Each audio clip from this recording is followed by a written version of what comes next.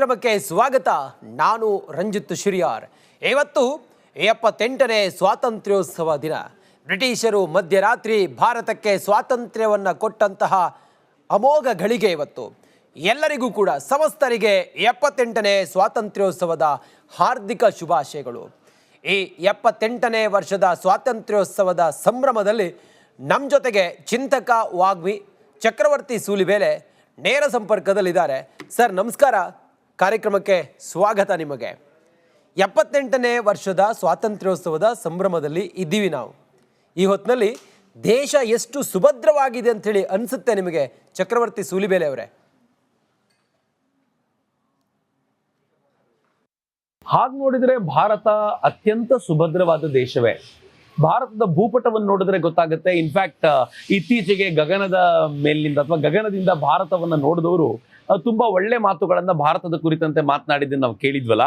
ಭಾರತ ನೋಡುವಾಗ ಒಂದು ಗಾರ್ಜಿಯಸ್ ಆಗಿರುವಂತ, ಜೈಗ್ಯಾಂಟಿಕ್ ಆಗಿರುವಂತ ಕಂಟ್ರಿ ತರ ಕಾಣುತ್ತೆ ಅಂತ ಒಂದು ವೈಭವ ಅಂತ ಅನ್ಸುತ್ತೆ ಅಂತ ಹೇಳಿದ್ದು ಯಾಕೆ ಅಂತಂದ್ರೆ ಭಾರತಕ್ಕೆ ಸಹಜವಾಗಿರುವಂತ ರಕ್ಷಣೆ ಇದೆ. ನೀವು ಮೇಲ್ಭಾಗದಲ್ಲಿ ನೋಡಿದ್ರೆ ಗಗನಚುಂಬಿ ಆಗಿರುವಂತ ಹಿಮಾಲಯದ ಪರ್ವತ ಶ್ರೇಣಿಗಳಿವೆ. ಆನಂತರ ನೀವು ಕೆಳಭಾಗಕ್ಕೆ ಅಂದ್ರೆ ದಕ್ಷಿಣ ಭಾಗಕ್ಕೆ ನೋಡಿದ್ರೆ ಮೂರು ದಿಕ್ಕಿನಲ್ಲಿ ಭಾರತವನ್ನ ಸಾಗರಗಳು ರಕ್ಷಿಸ್ತವೆ. ನೀವು ಏಕಾಕಿ ಭಾರತದ ಮೇಲೆ ಅಟ್ಯಾಕ್ ಮಾಡೋದು ಸುಲಭ ಅಲ್ಲ. ನಮ್ದು ಒಂದೇ ಒಂದು ವೀಕ್ ಲಿಂಕ್ ಯಾವುದು ಅಂತಂದ್ರೆ ಅದು ವಾಯವ್ಯ ಭಾಗದಿಂದ. ಇದು ಇವತ್ತಿಂದಲ್ಲ, ನೀವು ಬಹುಶಃ ಭಾರತದ ಇತಿಹಾಸವನ್ನ 1000 ವರ್ಷಗಳ ಹಿಂದಿನ ಇತಿಹಾಸವನ್ನ, 2000 ವರ್ಷಗಳ ಹಿಂದಿನ ಇತಿಹಾಸವನ್ನ ನಾವು ಒಮ್ಮೆ ಗಮನಿಸಿ ನೋಡಿದ್ರೆ ಆಗ ನಮ್ಗೆ ಗೊತ್ತಾಗುತ್ತೆ ವಾಯವ್ಯ ಭಾಗದಿಂದಲೇ ಹೆಚ್ಚು ಕಡಿಮೆ ಎಲ್ಲ ಆಕ್ರಮಣಗಳು ನಡೆದಿರೋದು. ಪೋರ್ಚುಗೀಸರು ಅವರು ದಕ್ಷಿಣದ ಕಲ್ಲಿಕೋಟೆಗೆ ಬಂದರು, ಸಮುದ್ರ ಮಾರ್ಗವನ್ನ ಹುಡುಕಿಕೊಂಡು ಅಂತ ಬಿಟ್ರೆ ನೀವು ಉಳಿದ ಎಲ್ಲ ಆಕ್ರಮಣಗಳು ಕೂಡ ನಮಗೆ ನೋಡ್ಲಿಕ್ಕೆ ಸಿಕ್ಕಿರೋದು ಅದು ವಾಯವ್ಯ ಭಾಗದಿಂದ ಸಿಕ್ಕಿರುವಂತದ್ದೇ. ಆ ಕಡೆಯಿಂದಲೇ ಆಗಿರುವುದು. ಈಗಲೂ ಕೂಡ ಭಾರತಕ್ಕೆ ಒಂದು ಕಡೆ ಹಿಮಾಲಯ ರಕ್ಷಣೆಗೆ ನಿಂತುಕೊಂಡಿದೆ, ಇನ್ನೊಂದು ಕಡೆ ಸಮುದ್ರಗಳಿರೋದ್ರಿಂದ ಭಾರತ ಯಾವತ್ತೂ one of the safest countries. ಸ್ವಲ್ಪ ನಮ್ಮ ವಾಯವ್ಯ ಭಾಗದಲ್ಲಿ, ಗಡಿ ಭಾಗದಲ್ಲಿ ಜಗತ್ತಿನ ಅನೇಕ ರಾಷ್ಟ್ರಗಳು ಭಾರತವನ್ನು ಕಂಡ್ರೆ ಉರ್ಕೊಳ್ಳುವಂತ ಅನೇಕ ರಾಷ್ಟ್ರಗಳು ಒಟ್ಟಾಗಿ ಏನು ಆಕ್ರಮಣ ಮಾಡ್ತವೆ ಅವುಗಳನ್ನು ನಾವು ಎದುರಿಸಲಿಕ್ಕೆ ಸಕ್ಷಮರಾಗ್ಬಿಟ್ರೆ ಬಹುಶಃ ನನಗನ್ಸುತ್ತೆ ಭಾರತ ಯಾವತ್ತೂ safest country in the world ಅಂತ ನಂಗೆ ಯಾವತ್ತೂ ಅನ್ಸುತ್ತೆ. ಇನ್ನು ಇವತ್ತು 78ನೇ ಸ್ವಾತಂತ್ರ್ಯೋತ್ಸವದಲ್ಲಿ ನಿಂತ್ಕೊಂಡು ನೋಡಬೇಕಾದಾಗ ನರೇಂದ್ರ ಮೋದಿ ಬಂದ ಮೇಲೆ ಭಾರತ ಎಲ್ಲ ದಿಕ್ಕಿನಿಂದಲೂ ಸಮರ್ಥಗೊಂಡಿದೆ, ಶಕ್ತಗೊಂಡಿದೆ, ಬಲಿಷ್ಠವಾಗಿದೆ. ಭಾರತದ ಆಕ್ರಮಣಕ್ಕೆ ಅಂತ ಪ್ರಯತ್ನ ಪಡುವಂತ ಎಲ್ಲಾ ರಾಷ್ಟ್ರಗಳು ತಮ್ಮನ್ನು ತಾವು ಮುಟ್ಟಿಕೊಂಡು ನೋಡ್ಕೊಳ್ಬೇಕಾಗಿರುವಂತ ಒಂದು ಸಮರ್ಥ ರಾಷ್ಟ್ರವಾಗಿ ನಾವು ನಿರ್ಮಾಣಗೊಂಡಿದ್ದೀವಿ. ಅನೇಕ ಯುದ್ಧಗಳನ್ನ ಭಾರತ ಕಂಡಿದೆ. ಆದ್ರೆ ನರೇಂದ್ರ ಮೋದಿ ಬಂದ ನಂತರ ನಡೆದಿರುವಂತ ಒಂದು ಯುದ್ಧ, ಅದನ್ನ ಯುದ್ಧ ಅಂತ ಕರಿಬೇಕು ಅಂತಾನೆ ಅನ್ಸೋದಿಲ್ಲ. ಯಾಕೆಂದ್ರೆ 4 ದಿನಗಳಲ್ಲಿ ಪಾಕಿಸ್ತಾನವನ್ನ ಕಾಲ್ ಬುಡಕ್ಕೆ ಭಾರತ ಕೆಡವಿಕೊಂಡು ಪಾಕಿಸ್ತಾನ ತ್ರಾಹಿ ಅನ್ನುವಂತೆ ಮಾಡ್ತಲ್ಲ, ಇದು ವಿಶಿಷ್ಟವಾದ್ದು ಅಂತ. ಇದುವರೆಗೂ ನಮ್ ರೆಕಾರ್ಡ್ ಇದ್ದಿದ್ದು ಯಾವುದು ಅಂತಂದ್ರೆ ನಾವು 1971 ನಲ್ಲಿ ಪಾಕಿಸ್ತಾನವನ್ನ 17 ದಿನಗಳಲ್ಲಿ ಮಣಿಸಿದ್ವಿ. ಪಾಕಿಸ್ತಾನ ತ್ರಾಹಿ ಅಂತ ಅವತ್ತು ಹೇಳಿತ್ತು. ಆದ್ರೆ ಈಗ 4 ದಿನಗಳಲ್ಲಿ ಪಾಕಿಸ್ತಾನ ನಮ್ಮ ಎದುರಿಗೆ ಮಂಡಿಯೂರುವಂತೆ ಮಾಡಿದ್ದಿದೆಯಲ್ಲ, ಇದು ಭಾರತ ಎಷ್ಟು ಸಶಕ್ತ ಅನ್ನೋದನ್ನ ತೋರ್ಪಡಿಸುತ್ತೆ. ಯುದ್ಧಗಳ ವ್ಯಾಪ್ತಿ ಚೇಂಜ್ ಆಗ್ತಾ ಹೋಗುತ್ತೆ. ಅದು ನನಗೂ ಗೊತ್ತಿರುವಂತದ್ದು, ನಿಮ್ಗೂ ಗೊತ್ತಿರುವಂತದ್ದು. ಮೊದಲೆಲ್ಲ ಯುದ್ಧ ಅಂತಂದ್ರೆ ಹೇಗಿರ್ತಿತ್ತು ಅಂತಂದ್ರೆ ಆ ಯುದ್ಧಗಳಲ್ಲಿ ಟ್ಯಾಂಕ್ಗಳು ಬರ್ತಾ ಇದ್ವು, ಆ ಯುದ್ಧಗಳಲ್ಲಿ ಸೈನಿಕರು ಈ ಗಡಿಯಿಂದ ಆ ಗಡಿಗೆ ಹೋಗ್ತಾ ಇದ್ರು, ಅಲ್ಲೆಲ್ಲೋ ಫೈಟ್ ನಡೀತಿತ್ತು, ಇವೆಲ್ಲ ವಾತಾವರಣ ಇರ್ತಿತ್ತು. ಆದ್ರೆ ಈಗಿನ ಯುದ್ಧ more of kind of technical war ನಡೆಯುತ್ತೆ. ಅನೇಕ ಬಾರಿ ಅವರು ಎಲ್ಲೋ ಒಂದು ಕಡೆ ಒಂದು ರೂಮ್ ನಲ್ಲಿ ಕೂತಿರುವಂತವ್ರು ಡ್ರೋನ್ಗಳನ್ನ ಬಳಸಿ ಯುದ್ಧ ಮಾಡ್ತಾರೆ. ಆಕಾಶ್ ಮಿಸೈಲ್ಗಳನ್ನ ನಾವು ಲಾಂಚ್ ಮಾಡ್ಲಿಕ್ಕೆ ಎಲ್ಲೋ ಒಂದು ರೂಮ್ ಅಲ್ಲಿ ಕೂತಿರ್ತಾರೆ. ನಮ್ಮ S-400 ಸಿಸ್ಟಮ್ಗಳು ಅದು ಆಟೋಮೆಟಿಕ್ ಆಗಿ ಬಳಕೆ ಆಗಲ್ಪಡುವಂತ ಸಿಸ್ಟಮ್ಗಳಾಗಿ ಅದು ಬಳಕೆ ಆಗ್ತವೆ. ಇವೆಲ್ಲವನ್ನೂ ನೋಡುವಾಗ ಯುದ್ಧದ ಒಟ್ಟಾರೆ ಸ್ವರೂಪ ಬದಲಾಗಿದೆ. ಈ ಸ್ವರೂಪದಲ್ಲೂ ಕೂಡ ಭಾರತ ತನ್ನ ಎದುರಾಗಿ ನಿಂತಿರುವಂತ ರಾಷ್ಟ್ರಗಳಿಗೆ ಎದೆ ಕೊಟ್ಟು ನಿಲ್ಲುವಂತ ಒಂದು ರಾಷ್ಟ್ರವಾಗಿ ನಿಂತಿರೋದ್ರಿಂದ ನೀವು ನನ್ನನ್ನು ಕೇಳೋದಾದ್ರೆ ಭಾರತ ಸೇಫೆಸ್ಟ್ ಕೈಗಳಲ್ಲಿದೆ. India is in safest hands ಅಂತ ನಾವು ಧೈರ್ಯವಾಗಿ ಹೇಳ್ಬೋದು. ಅಂಡ್ 78ನೇ ಈ ಸ್ವಾತಂತ್ರ್ಯೋತ್ಸವದ ಸಂದರ್ಭದಲ್ಲಿ ನಾನು ಜನತೆಗೆ ಒಂದು ಧನ್ಯವಾದಗಳನ್ನು ಸಮರ್ಪಿಸ್ತೀನಿ. ಭಾರತವನ್ನ ಮತ್ತೆ ಆ ಸೇಫೆಸ್ಟ್ ಕೈಗಳಲ್ಲಿ ಇಟ್ಟಿರೋರು ನೀವು ಆಗಿರೋದ್ರಿಂದ ಈ ಸಂದರ್ಭದಲ್ಲಿ ನಮಗೆ ನಾವೇ ಸ್ವಾತಂತ್ರ್ಯೋತ್ಸವದ ಸಂಭ್ರಮವನ್ನ ಹಂಚಿಕೊಳ್ಳಬೇಕು ಅಂತ ನನಗನ್ಸುತ್ತೆ. ಓಕೆ, ಮೋದಿ ಭಾರತ ಅನ್ನೋ ಕುಹಕ ಒಂದ್ ಕಡೆ, ಮೋದಿ ಬಂದ ನಂತರವೇ ದೇಶದ ಅಭಿವೃದ್ಧಿ ಅನ್ನೋ ಮಾತುಗಳು, ಇವು ಎರಡನ್ನೂ ಕೂಡ ನೀವು ಹೇಗೆ ವಿಶ್ಲೇಷಣೆ ಮಾಡ್ತೀರಿ ಚಕ್ರವರ್ತಿ ಸೂಲಿಬೇಲೆ ಅವರೇ?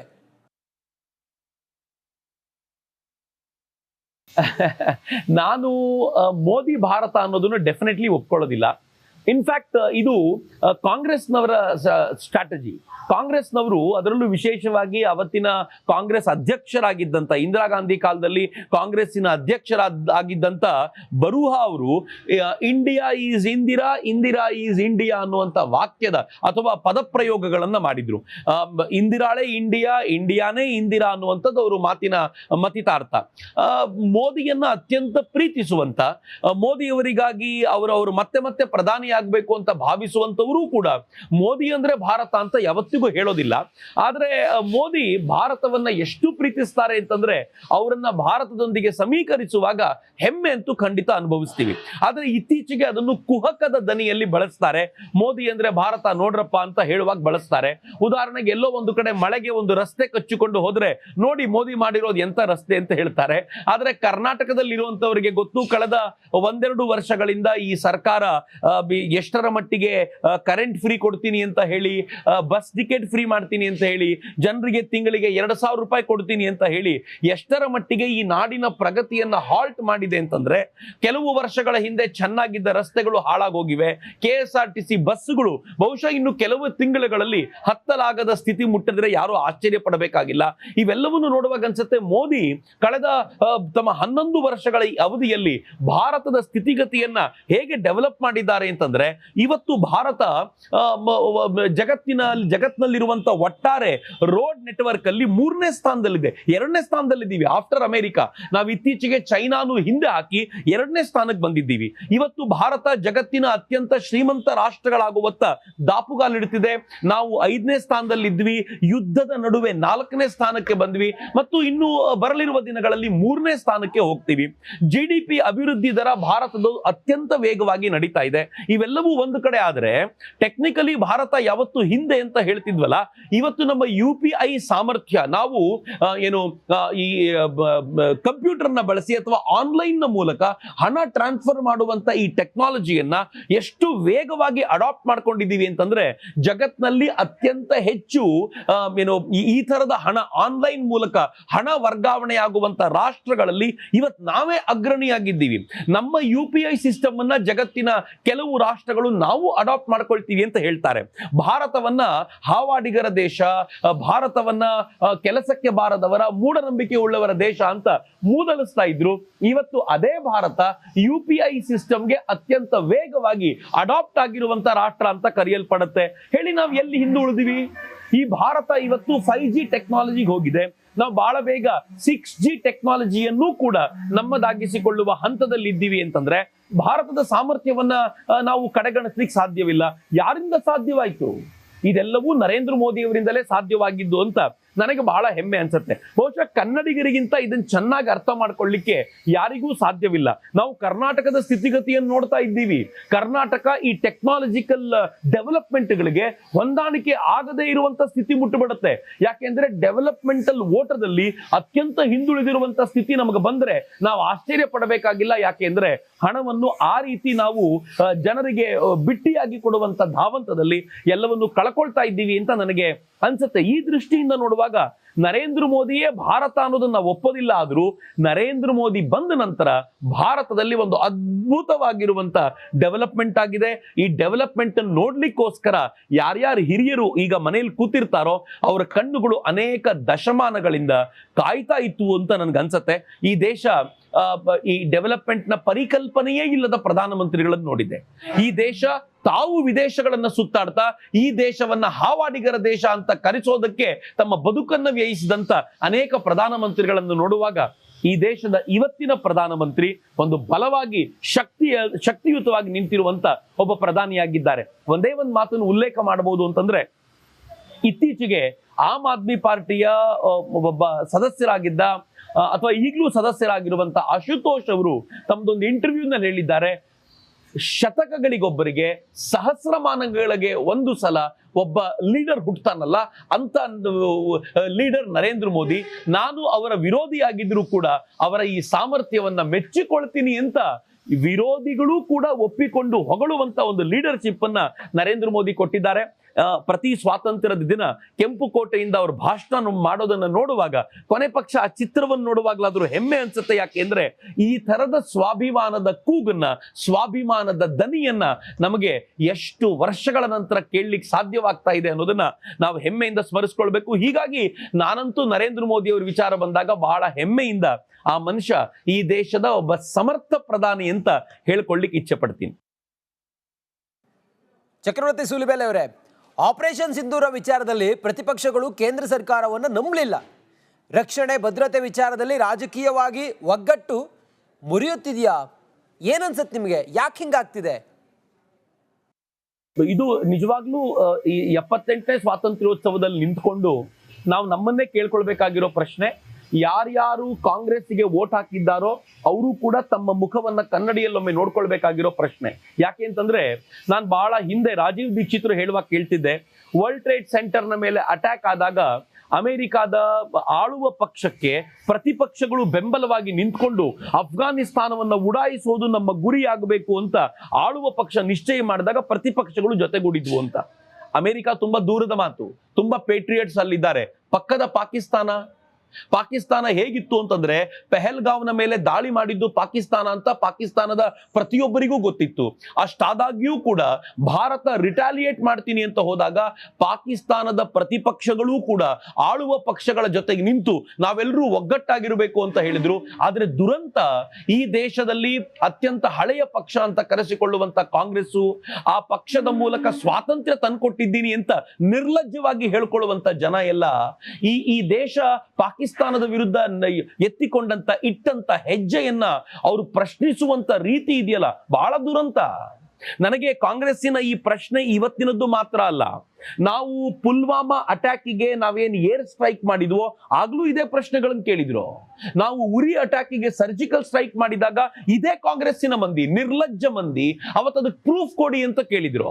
ನಮ್ಮ ಸೈನಿಕರು ಅವತ್ತು ಹೇಳಿದ್ರು, ನಾವು ಮಾಡಿ ಬಂದಿದ್ದೀವಿ, ಪಾಕಿಸ್ತಾನದ ಒಳಗೆ 3 ಕಿಲೋಮೀಟರ್ ಹೋಗಿ ಬಂದಿದ್ದೀವಿ, ಹೋಗಿ ಬಂದು ನಾವು ಈ ಕೆಲಸ ಮಾಡಿದ್ದೀವಿ ಅಂತ ಹೇಳಿದಾಗ್ಲೂ ಕೂಡ ಅದನ್ನ ಅರ್ಥೈಸಿಕೊಳ್ಳಲಾಗದೆ ನಮ್ಮ ದೇಶದ ಸೈನಿಕರನ್ನ ಅವಮಾನಿಸಿದ್ರು. ಈ ದೇಶದ ಪ್ರಧಾನಮಂತ್ರಿಯನ್ನ ಅವಮಾನಿಸಬೇಕು ಅನ್ನುವಂತ ಧಾವಂತದಲ್ಲಿ ನನ್ನ ದೇಶದ ಸೈನಿಕರಿಗೆ ಅವ್ರು ಮಾಡಿದ ಅವಮಾನ ಇದೆಯಲ್ಲ, ಇದು ಬಹಳ ದುರಂತಕಾರಿ ಅಂತ ನನಗನ್ಸತ್ತೆ.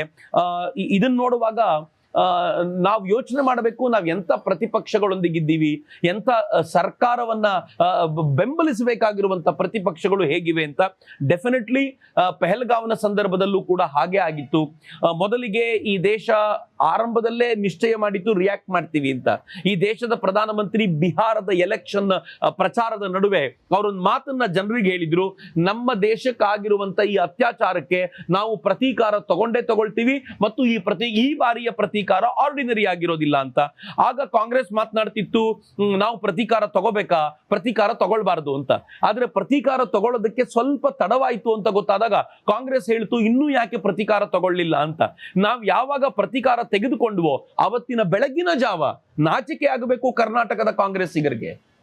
ಅವತ್ತಿನ ಬೆಳಗಿನ ಜಾವ ನಾವು ಪಾಕಿಸ್ತಾನದ ಮೇಲೆ ಅಟ್ಯಾಕ್ ಮಾಡಿದಾಗ ಮಹಾತ್ಮ ಗಾಂಧೀಜಿಯವರ ಒಂದು ಕೋಟ್ ಅನ್ನ ಕಾಂಗ್ರೆಸ್ ಪಕ್ಷ ತನ್ನ ಅಧಿಕೃತವಾಗಿರುವಂತ ಪೇಜ್ ನಲ್ಲಿ ಕರ್ನಾಟಕದ ಕಾಂಗ್ರೆಸ್ ಪ್ರಕಟ ಮಾಡಿ ಹೇಳುತ್ತೆ, ಯುದ್ಧವನ್ನ ನಾವು ತಡಿಬೇಕು, ಯುದ್ಧ ಮಾಡಬಾರದು ಅಂತ ಹೇಳುತ್ತೆ. ಅಂತಂದ್ರೆ ಏನು ಹೇಳೋದು ಕಾಂಗ್ರೆಸ್ಸಿಗೆ? ಪಾಕಿಸ್ತಾನದಲ್ಲಿರಬಹುದಾಗಿರುವಂತ ಪ್ರತಿಪಕ್ಷಗಳಷ್ಟು ಬುದ್ಧಿಯೂ ಕೂಡ ಇವರಿಗಿಲ್ಲ ಅಂತಂದ್ರೆ ಇಂಥವ್ರ ಕೈಯಲ್ಲಿ ದೇಶವನ್ನ ಕೊಡಬೇಕಾ ಅನ್ನೋದು ನನಗೆ ಯಾವತ್ತೂ ಕಾಡುವಂತ ಪ್ರಶ್ನೆ ಆಗಿರುತ್ತೆ. ಐ ಆಮ್ ಸಾರಿ, ಕಾಂಗ್ರೆಸ್ನವರಿಗೆ ಕಾಂಗ್ರೆಸ್ನ ಯೋಚನೆ ಮಾಡಿದಾಗ್ಲೆಲ್ಲ ಸಾರಿ ಸ್ಟೇಟ್ ಅನ್ನ ಕಂಡು ಅವರಿಗೆ 90 ಸೀಟು ಹೆಚ್ಚಾಯ್ತು ಅಂತ ಅನ್ಸುತ್ತೆ. ಅದಕ್ಕಿಂತಲೂ ಕಡಿಮೆ ಮಾಡಿ ಕಾಂಗ್ರೆಸ್ ಅನ್ನ ಡೆಸಿಮೇಟ್ ಮಾಡಬೇಕಾಗಿರುವಂತ ಸಮಯ ಇದು. ಅವ್ರಿಗೊಂದು ಪಾಠ ಕಲಿಸಬೇಕು. ಅಕಸ್ಮಾತ್ ಏನಾದ್ರೂ ದೇಶದ ಜೊತೆಗೆ ನಿಂತುಕೊಳ್ಳಲಿಕ್ಕೆ ಸಾಧ್ಯವಾಗ್ಲಿಲ್ಲ ಅಂತಂದ್ರೆ ಈ ದೇಶ ಪಾಠ ಕಲಿಸುತ್ತೆ ಅಂತ ನಾವು ಹೇಳಬೇಕಾದಂತ ಅಗತ್ಯ ಇದೆ ಅಂತ ನಾನು ಈ ಸಂದರ್ಭದಲ್ಲಿ ಆಡ್ ಮಾಡಬಹುದಾದ್ರೆ, ನಂಗೆ ಯಾಕಿಷ್ಟು ಆಕ್ರೋಶ ಅಂತಂದ್ರೆ, ಪಾಕಿಸ್ತಾನ ಹೇಳ್ತು ನಾವು ಭಾರತದ 6 ಜೆಟ್ಗಳನ್ನ ಧ್ವಂಸಗೊಳಿಸಿದ್ದೀವಿ, 6 ವಿಮಾನಗಳನ್ನ ಧ್ವಂಸಗೊಳಿಸಿದ್ದೀವಿ ಅಂತ. ಭಾರತ ಅಧಿಕೃತವಾಗಿ ಸೇನಾ ಮುಖಂಡರು ಹೇಳಿದ್ರು, ನಾವು 1 ಜೆಟ್ ಅನ್ನು ಕೂಡ ಕಳ್ಕೊಂಡಿಲ್ಲ, 1 ಜೆಟ್ ಅನ್ನು ಕೂಡ ಆಕಾಶದಲ್ಲಿ ಕಳ್ಕೊಂಡಿಲ್ಲ ಅನ್ನುವಂತ ಒಂದು ಸೂಕ್ಷ್ಮ ಸಂಗತಿಯನ್ನು ಹೇಳಿದ್ರು. ಅದರ ಅರ್ಥ ಏನು ಅಂತಂದ್ರೆ, ನಿಂತ ಜಾಗದಲ್ಲಿ ಟೆಕ್ನಿಕಲ್ ಡೀಟೇಲ್ಸ್ ನ ಕಾರಣಕ್ಕೋಸ್ಕರ ಒಂದ್ ಜೆಟ್ ನಮ್ದು ಹಾಳಾಗಿರ್ಬೋದು, ಆದ್ರೆ ನಾವು ಒಂದ್ ಜೆಟ್ ಅನ್ನು ಕೂಡ ಯುದ್ಧದಲ್ಲಿ ಕಳ್ಕೊಂಡಿಲ್ಲ ಅಂತ ಹೇಳುವಂತ ಈ ಮಾತಿದೆಯಲ್ಲ, ಅದು ಸೈನಿಕರ ಬಾಯಿಂದ ಬರುವಂತದ್ದು. ಅದನ್ನೂ ನಾವು ಒಪ್ಪೋದಿಲ್ಲ ಅಂತ ಹೇಳುವಂತ ನಿರ್ಲಜ್ಜ ಮನಸ್ಥಿತಿ, ದೇಶದ್ರೋಹಿ ಮನಸ್ಥಿತಿ ಇದೆ ಅಂತಂದ್ರೆ ಏನ್ ಹೇಳೋದು ಕಾಂಗ್ರೆಸ್ಸಿಗೆ ಅಂತ ಬಹುಶಃ ಕಾಂಗ್ರೆಸ್ಸಿನ ನಾಯಕರೆಲ್ಲ ಈ ಸಂದರ್ಭದಲ್ಲಿ ತಮ್ಮನ್ನು ತಾವು ನೋಡ್ಕೋಬೇಕು. ಆದ್ರೆ ಅವರಿಗೂ ಒಂದು ಪ್ರಾಬ್ಲಮ್ ಇದೆ. ಅವ್ರೇನಾದ್ರೂ ಕಾಂಗ್ರೆಸ್ಸಿನ ಲೀಡರ್ ಆಫ್ ಅಪೋಸಿಷನ್ ರಾಹುಲ್ ಗಾಂಧಿಯ ಮಾತಿಗೆ ವಿರುದ್ಧದ ಮಾತಾಡಿದ್ರೆ ಅವ್ರು ರಿಸೈನ್ ಮಾಡಬೇಕಾಗತ್ತೆ. ಕಾಂಗ್ರೆಸ್ಸಿನಿಂದ ಹೊರದಬ್ಬುವ ಪ್ರಕ್ರಿಯೆ ನಡೆಯುತ್ತೆ. ಪ್ರಜಾಪ್ರಭುತ್ವದ ಮಾತನಾಡುವಂತ ಕಾಂಗ್ರೆಸ್ಸಿಗೆ ತನ್ನ ಒಳಗೆ ಪ್ರಜಾಪ್ರಭುತ್ವವನ್ನು ಉಳಿಸ್ಕೊಳ್ಳಿಕ್ಕಾಗ್ಲಿಲ್ಲ. ತನ್ನ ಒಳಗೆ ಇರುವಂತ ಹೊಸ ತರುಣರೊಳಗೆ ಅವರು ದೇಶಭಕ್ತಿಯನ್ನು ತುಂಬಲಿಕ್ಕೆ ಸಾಧ್ಯವಾಗ್ಲಿಲ್ಲ ಅಂತಂದ್ರೆ ಇದು ಸ್ವಾತಂತ್ರ್ಯಕ್ಕೋಸ್ಕರ ಹೋರಾಟ ಮಾಡಿತ್ತು ಅನ್ನೋದನ್ನ ಇವತ್ತಿಲ್ಲಿ ನಿಂತ್ಕೊಂಡು ಯೋಚನೆ ಮಾಡಬೇಕಾದ್ರೂ ಕಷ್ಟ ಅನ್ಸುತ್ತೆ. ಏನಿಯೋ ಕಾಂಗ್ರೆಸ್ಸಿಗರೂ ಕೂಡ ಭಾರತೀಯರೇ, ಆದ್ದರಿಂದ ಅವರಿಗೂ ಕೂಡ ನಾನು ಸ್ವಾತಂತ್ರ್ಯೋತ್ಸವದ ಶುಭಾಶಯಗಳನ್ನ ಕೋರ್ತೇನೆ.